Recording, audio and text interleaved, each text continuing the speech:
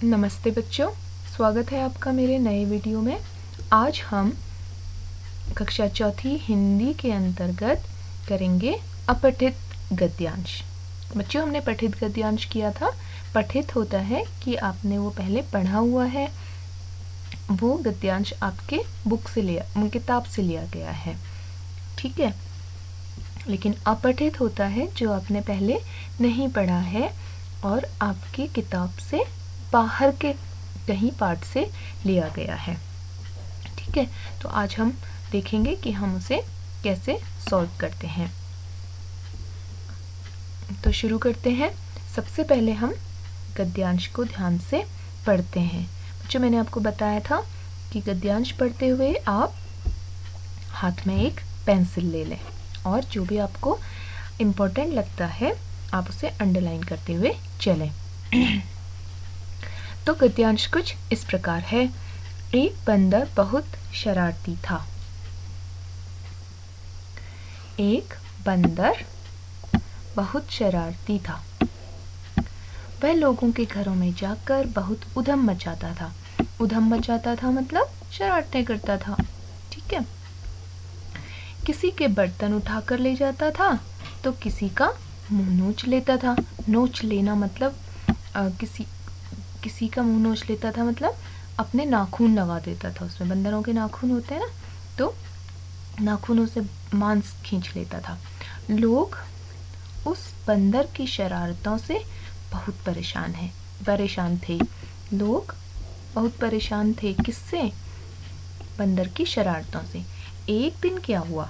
एक दिन उसने पानी से भरा एक बर्तन देखा। अब बर्तन देखा तो उसके दिमाग में कुछ शरारत सूझी होगी, तो अपनी आदत के मुताबिक वो चला गया बर्तन के सामने। वह नहीं जानता था कि उसमें गर्म पानी था।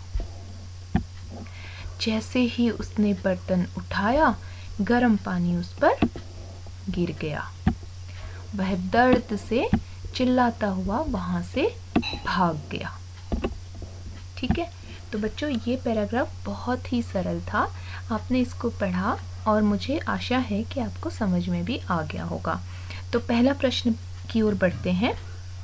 पहला प्रश्न है, बंदर कैसा था? बंदर कैसा था? हाँ, बिल्कुल सही। बंदर बहुत शरारती था। दूसरा प्रश्न देखते हैं। बंदर लोगों को कैसे तंग करता था? तंग का मतलब होता है बच्चों परेशान करना। तो बंदर लोगों को कैसे परेशान करता था? मतलब बंदर अपनी शरारतों से लोगों को परेशान करता था, ठीक है। बर्तन उठाते ही क्या हुआ? जब उसने बर्तन उठाया तो क्या हुआ? एक बार फिर से इसके लिए पैराग्राफ देखते हैं। यहाँ पर लिखा है, देखिए।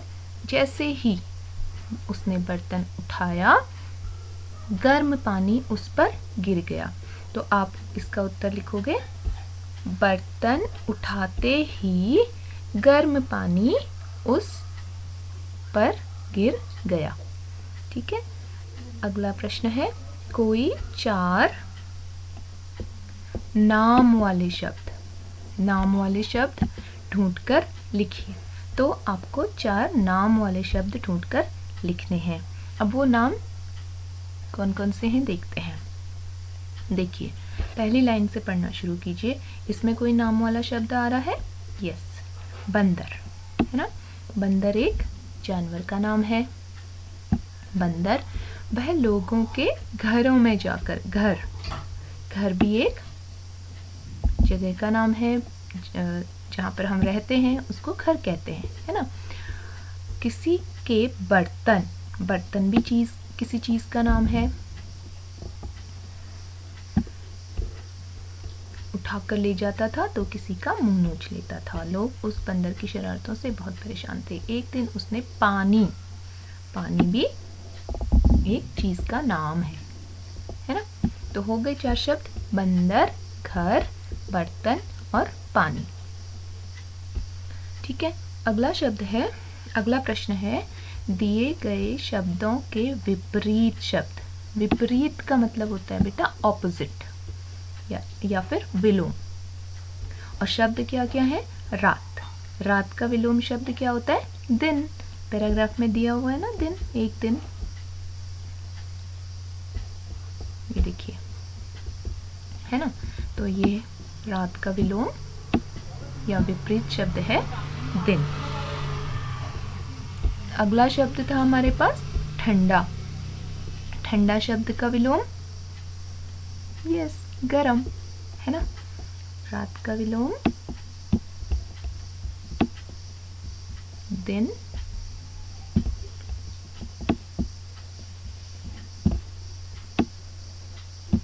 और ठंडा का विलोम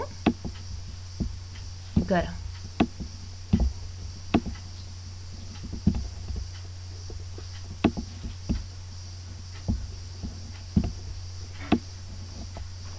ठीक है, पैराग्राफ में से लिखना होता है। इसके शब्द पैराग्राफ में ही हमें मिल जाते हैं, हम ध्यान से देखना पड़ता है बस। अब लास्ट प्रश्न है, गद्यांश का उचित शीर्षक सुझाइए। शीर्षक होता है बच्चों इसका कुछ नाम, है ना। ये पैराग्राफ है, उसको आपने कुछ टाइटल देना है उसको। जैसे कहानी का नाम होता है, एक कविता का नाम होता है ना। तो ऐसे ही इस पैराग्राफ का आपको नाम लिखना है। तो क्या हो सकता है इस पैराग्राफ का नाम? किसके बारे में है ये कहानी? हाँ, एक शरारती बंदर की कहानी है। तो हम लिख सकते हैं शरारती बंदर, और हाँ, शरारत की सज़ा। ठीक है ना। तो हम लिख सकते हैं शरारती बंदर या फिर शरारत की सज़ा, इसका शीर्षक हो सकता है। ठीक है। तो इस तरह से हम अपठित गद्यांश को के प्रश्न उत्तर लिखते हैं और समझते हैं। ठीक है। अगर आपको ये वीडियो अच्छा लगा तो इसे लाइक शेयर कीजिए, और मेरे चैनल को अभी तक आपने सब्सक्राइब नहीं किया है तो प्लीज़ इसे सब्सक्राइब कीजिए और सीखते रहिए। धन्यवाद।